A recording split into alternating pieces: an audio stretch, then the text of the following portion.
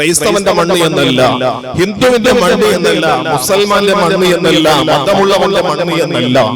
നമ്മുടെ രാജ്യത്ത് 45 ദിവസത്തോളമായി ഈ രാജ്യത്ത് നടന്നുകൊണ്ടിരിക്കുന്ന ഒരു പോരാട്ടം, ഒരു പ്രതിഷേധം ഒന്ന് ചിന്തിച്ചു നോക്കണം.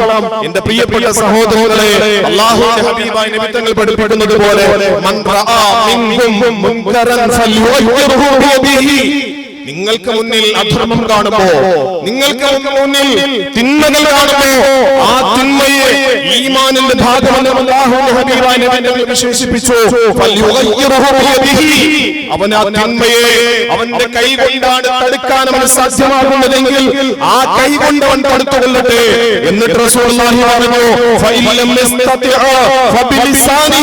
അതല്ല അവന്റെ കൈ കൊണ്ട് അവന് കഴിയാൻ തടുക്കാൻ സാധ്യമാകാത്ത സാഹചര്യമുണ്ടായാൽ അവന്റെ നാവ് കൊണ്ട് അവൻ ആ തിന്മയെ തടുത്തുകൊള്ളട്ടെ, ആ അനീതിക്കെതിരെ പോരാടിക്കൊള്ളട്ടെ. എന്നിട്ട് റസൂലുള്ളാഹി പറഞ്ഞു, ഇനി ആ തിന്മയെ അവന്റെ കൈ കൊണ്ടും അവന്റെ നാവ് കൊണ്ടും അവനെ തടുക്കാൻ അവന് ശേഷിയില്ല എങ്കിൽ അവന്റെ ഹൃദയം കൊണ്ടെങ്കിലും അതിന്റെ വെറുത്തുകൊള്ളട്ടെ. അത് അവന്റെ ഈമാനിന്റെ ഏറ്റവും ബലഹീനമായ ഭാഗമാണ് എന്ന് പഠിപ്പിച്ച വിശുദ്ധമായ മതത്തിന്റെ അനുയായികൾ, ആ മതത്തിന്റെ അനുയായികളെ സംബന്ധിച്ചിടത്തോളം ജന്തർ മന്ദറിലെയും നമ്മുടെ രാജ്യത്തിന്റെ തലസ്ഥാനത്ത് നടക്കുന്ന വിദ്യാർത്ഥി പ്രതിഷേധങ്ങളെയും കാണാൻ ഒരു വിശ്വാസിക്ക് കഴിയില്ല.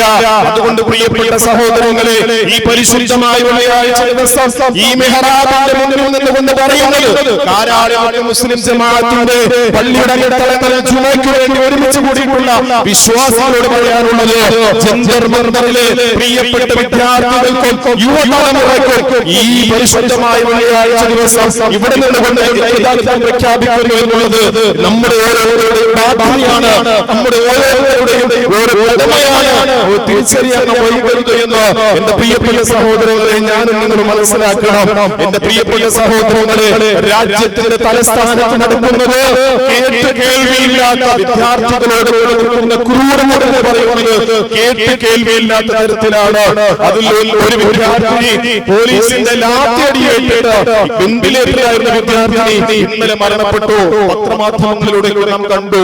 ഇവിടെ നമ്മുടെ ആവേശങ്ങൾ, നാം ഒരുപാട് രാഷ്ട്രീയങ്ങൾ സംസാരിക്കുന്നവരാണ്, ഒരുപാട് സംഘടനകൾ സംസാരിക്കുന്നവരാണ്. പക്ഷേ എന്തേ നമ്മുടെ വാക്കുകൊണ്ടോ നമ്മുടെ സംസാരം കൊണ്ടോ ഒരു പ്രതിഷേധം കൊണ്ടെങ്കിലും ആ പ്രിയപ്പെട്ട വിദ്യാർത്ഥികളോട് യുവതലമുറയോടോ നമുക്ക് എന്തെങ്കിലും നിറവേറ്റാൻ നമുക്ക് സാധ്യമായിട്ടുണ്ടോ?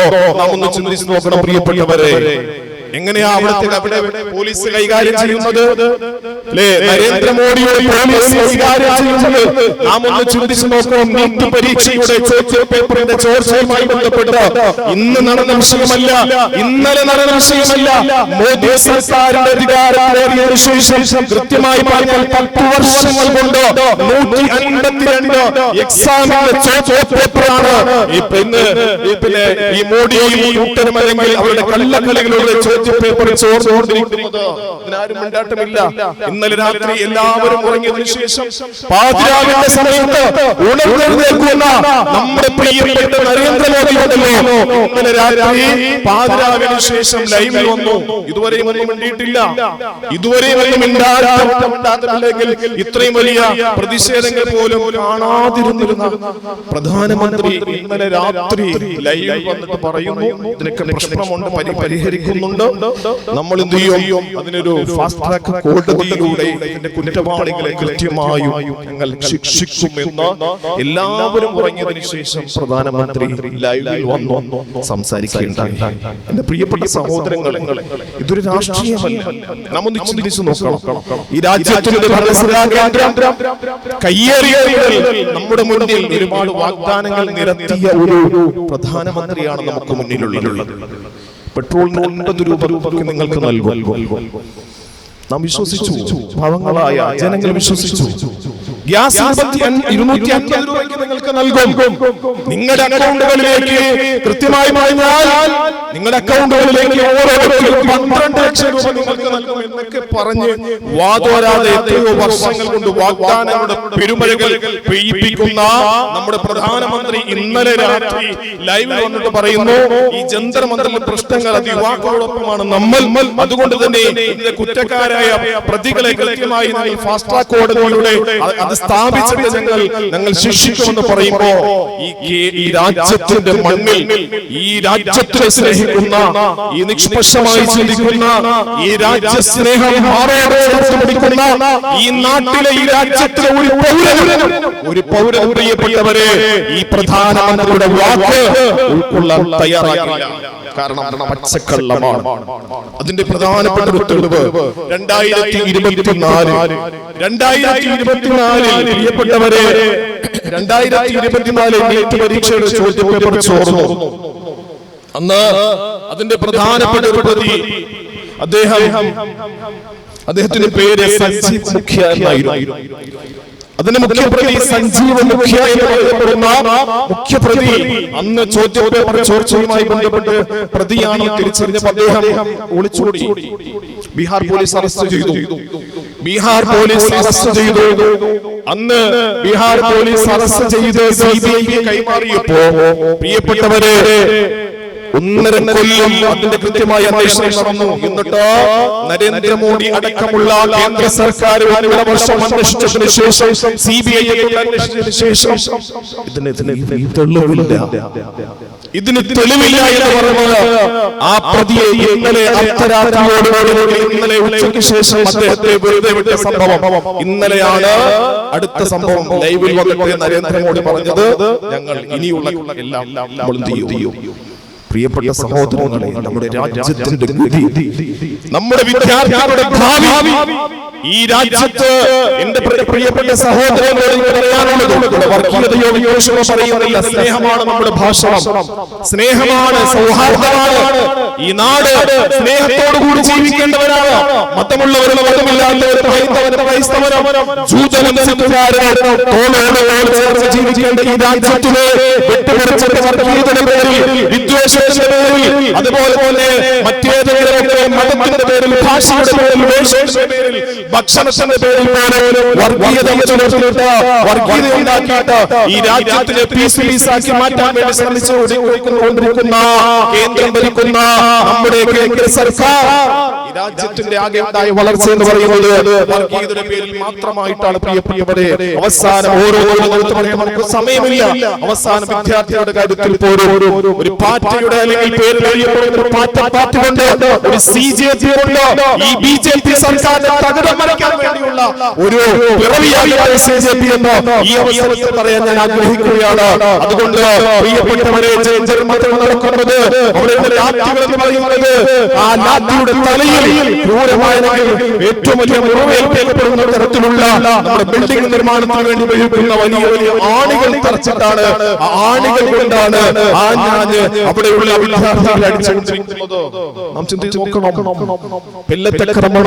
ഇങ്ങനെ ഏറ്റവും മാതൃകാപരമായ രീതിയിൽ, ഏറ്റവും മാതൃകായോഗ്യമായ രീതിയിൽ സമരം നടത്തിക്കൊണ്ടിരിക്കുന്ന വിദ്യാർത്ഥി യുവ തലമുറ എത്രത്തോളം എന്ന് പറഞ്ഞാൽ, അവിടെ അന്നോടൊന്ന് വരുന്ന ഭക്ഷണത്തിന്റെ വേസ്റ്റുകൾ, അന്നോടുള്ള ഭക്ഷണത്തിന്റെ വേസ്റ്റുകൾ വരെ കൃത്യമായി സദാസമയങ്ങളിൽ അത് കൃത്യമായി സഞ്ചികളിൽ പെറുക്കി മാറ്റിയിട്ട് മനോഹരമായി അവിടെ മലീമസമാകാതെ ശ്രദ്ധിക്കുന്ന തരത്തിൽ പോലും കൃത്യമായി ജാഗ്രത പുലർത്തുന്ന വിദ്യാർത്ഥി തലമുറയോടാണ് ഈ നരേന്ദ്രമോദിയുടെയും കൂട്ടരുടെയും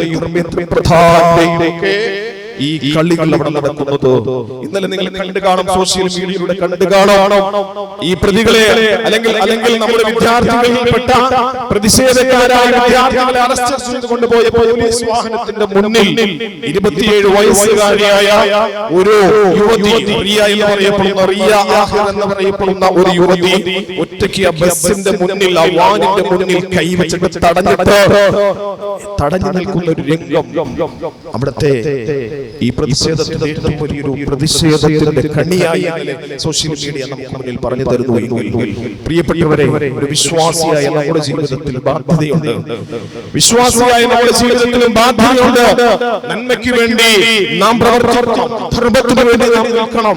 അധർമ്മത്തിനെതിരെയും അന്യായത്തിനെതിരെയും അനീതിക്കെതിരെയും പോരാടാനുള്ള ഈമാനികമായ ആർജവം അവിടെ ഒഴുകിയെത്തിക്കൊണ്ടിരിക്കുന്നത് അവിടെ രാഷ്ട്രീയം മാത്രം നോക്കിയിട്ടല്ല.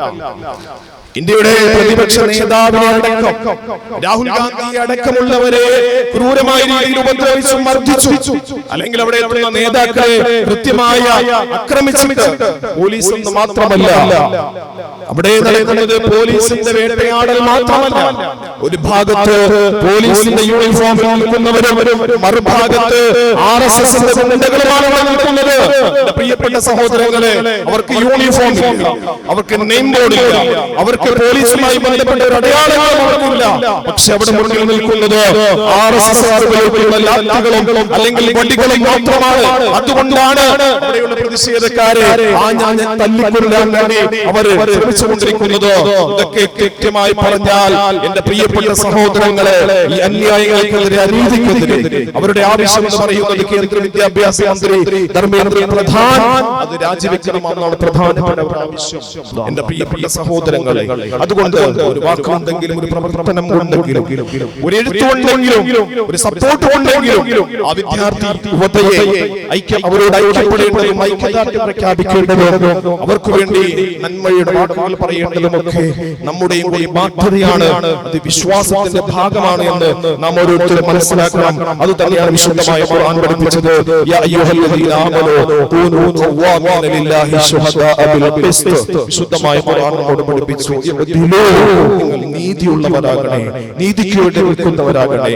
രാഷ്ട്രീയത്തിന്റെ പേരിലോ അധികാരത്തിന്റെ പേരിലോ പണത്തിന്റെ പേരിലോ ഒരു വിദ്യാർത്ഥി എന്നല്ല, രാജ്യത്തിലെ ഒരു പൗരനെയും അവന്റെ അവകാശങ്ങൾ ധ്വംസിക്കപ്പെടുന്ന, അവകാശങ്ങൾ നിഷേധിക്കപ്പെടുന്ന ഒരു സാഹചര്യത്തിലേക്ക് ഈ രാജ്യം എത്തരുത്, നമ്മുടെ നാട് എത്തരുത്.